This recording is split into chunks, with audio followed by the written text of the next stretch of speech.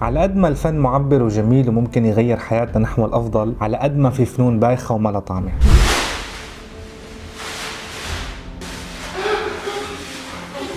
اليوم أصدقائي رح نحكي عن فن الأداء ورح نتطرق لبعض الفنانين المهمين كمان، وبنهاية الفيديو رح أعطيكم رأيي بهذا الفن وبشكل كتير حيادي كمان.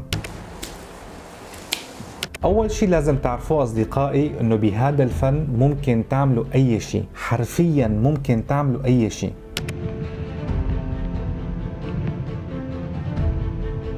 يعني حتى انت عزيزي المشاهد اذا بتجيب شاكوش وبسمار وبتدقهم بالحيط اللي موجود وراي وبتجيب كم شخص يتابعك، رح تصير فنان ورح تصير الشيء اللي عم تعمله اسمه فن. واكيد رح يقولوا انه الشاكوش والبسمار هي طريقة تعبيرك عن رفضك الكامل للرأسمالية، وانه المسمار اللي عم تدقه بالحيط هو اعتراضك الكامل عن الرأسمالية والسياسيين اللي عم يمشوا هي البلد.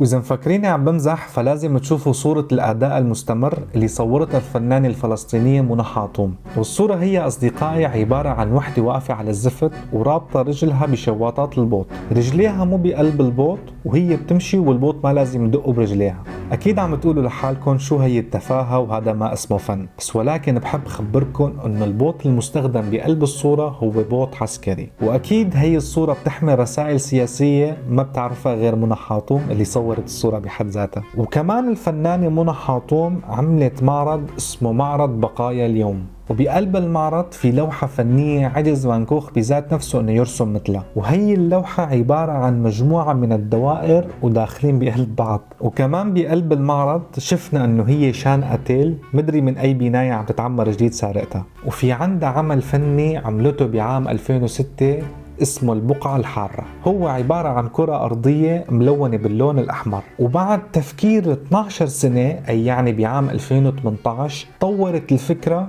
وجابت الكرة الأرضية الملونة باللون الأحمر وحطت تحته ستاند. ضلت 12 سنة عم بتفكر بهي الفكرة لبين ما هي فكرت كيف بدها تطور بالفكرة، لحتى بعد 12 سنة من التفكير جابت عمود أي جابت ستاند وحطته تحت الكرة الأرضية وسمته هوت سبوت ستاند.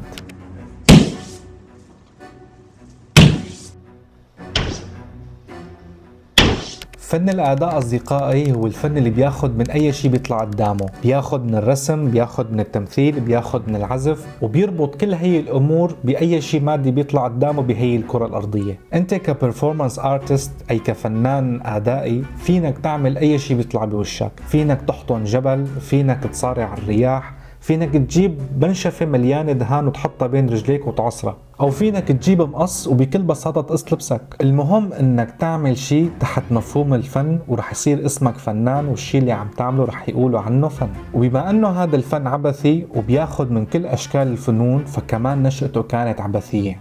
بلش هذا الفن من مجموعة شعراء ومن مجموعة مغنيين كانوا يتجولوا بساحات أوروبا حاطين أقنعة وكانوا متأثرين من الدادائية والسريالية والبي هاوس. شوفي، لما اللامتعالي بيفوت بالمتعالي بيطلع الخط انفلاتي وبعيد بعيد بعيد بعيد كثير. ولحتى لخص الوضع وما فوتكم بمصطلحات مثل الدادائية والسريالية والبي هاوس، بحب لخص لكم هذا الفن انه هو عبارة عن ثورة فنية صارت بعصر اوروبا كانت كلها ثورات. يعني الكتاب بهداك الوقت عملوا ثورة وكتبوا النظرية النقدية، بينما الفلاسفة طوروا من الفلسفة الوجودية، والفنانين بهداك الوقت لحقوا الترند وعملوا شيء اسمه فن الأداء.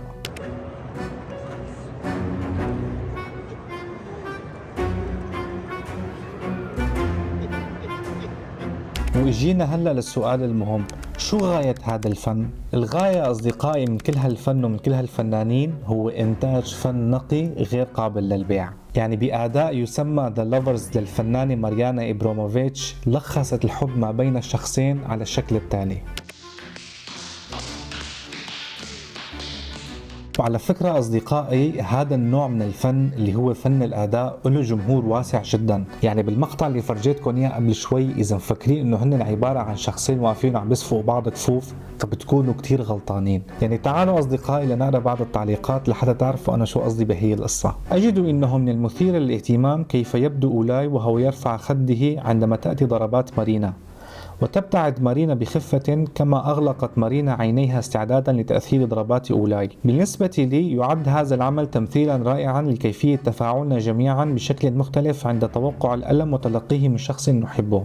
أشعر بأنني غير عادي، هنالك شيء ما يمسك بي، لدي هذا الشعور بأنني في الحركة، شعور مفاجئ بالحرية.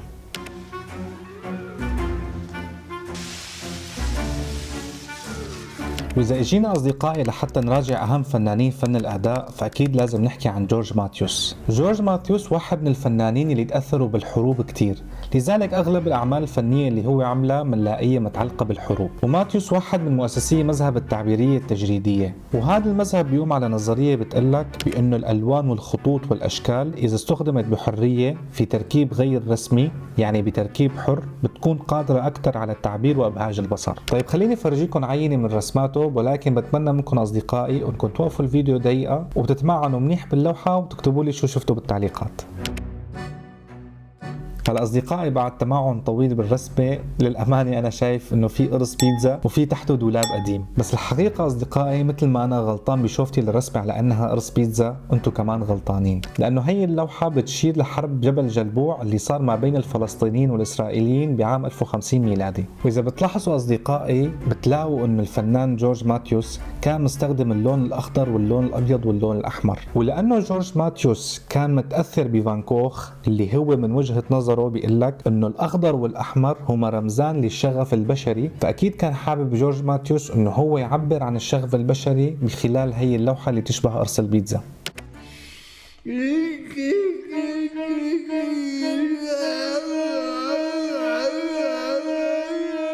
وهلا اصدقائي بدي احكي عن اهم فنان بهي الحلقه واللي عملت الحلقه مشانه.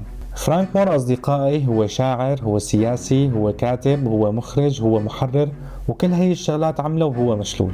مور كان عنده شلل بالدماغ، لذلك ما بيقدر كان لا يمشي ولا كان بيقدر يحكي. كان يتواصل مع الناس عن طريق انه هو يحط عصاية فوق راسه وهو يأشر لهم بالحروف على اللوحة الموجود قدامه. هذا الشخص أصدقائي كان يكتب مسرحيات ويرسم ويعزف وسياسي واجتماعي ويحرر أفلام، وكل هذا الشيء وهو على كرسي متحرك. مور أصدقائي اكتشف التواصل العميق البعيد عن التوقعات الاجتماعية والثقافية، وخلى كل الناس تتواصل عن طريق التواصل الجسدي. يعني بتلاقيه قاعد بغرفة وبالغرفة موجود في عالم وكلهم عراة وقاعدين عم يتواصلوا مع بعض.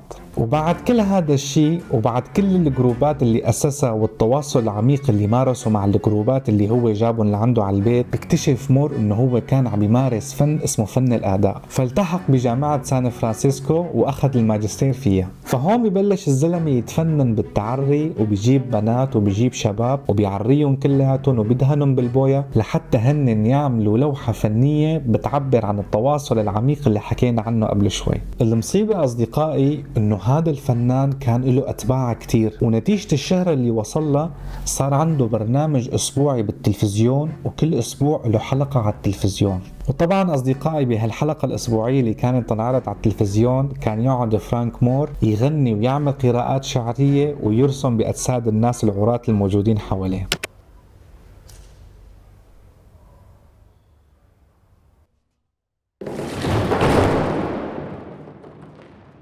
أنا برأيي أصدقائي إنه الفن أبسط بكتير من الشيء اللي عم يعملوه فنانين الأداء حاليا. الفن أصدقائي عبر الزمن وعبر الحضارات قدر إنه هو يوصلنا بقنوات واضحة جدا، مثل الهياكل، مثل الهندسة، مثل الرسم، مثل الشعر، مثل الموسيقى، مثل الأدوات الموسيقية، وكثير من القنوات اللي هي أبسط بكثير من الشيء اللي عم بيعملوه فنانين الأداء. فأنا ما بظن أنه أي إنسان مجرد ما هو عنده نزعة جنونية يعتبر حاله فنان. وأنا كمان بظن أنه الفن هو لازم يكون بسيط لحتى يكون معروف لكل عامة الشعب، لأنه إذا كان الفن بحد ذاته ما عم ينفهم من قبل المجتمع البسيط فوقتها ما عاد في داعي لحتى حدا يعمل فن. يعني قيمة الفن أصدقائي ببساطته بحد ذاتها. إذا كان الفن قيم بس ولكن معقد لدرجة الإنسان البسيط ما عم بيفهمه فهذا بيخلي الفن بحد ذاته غير قيم. وإذا كان الفن بحد ذاته ما له قيمة فكرية واسعة بس ولكن مفهوم من عامة الشعب هذا كمان أيضا بيعطيه قيمة فنية. فأنا ما بقدر شوف إنسان داحش براسه 100 قلم وقاعد عم بيرسم بشكل عبثي ما بقدر اعتبره فن، لأنه الشيء اللي عم بيعيشه والأحاسيس اللي هو عم بيحسها أكيد المشاهد وأكيد اللي عم بيقرأ وأكيد اللي عم بيتسمع ما عم بيحس هذا الشعور. فلذلك بقدر أقول أنه أنا بحترم كل التجارب الشخصية من قبل هدول الفنانين اللي حكينا عنهم قبل شوي، بس ولكن أنا بوجهة نظري ما بشوفه فن، لأنه الفن لازم يكون بسيط وحلاوته ببساطته. كان معكم آلام بكر ودمتم بخير.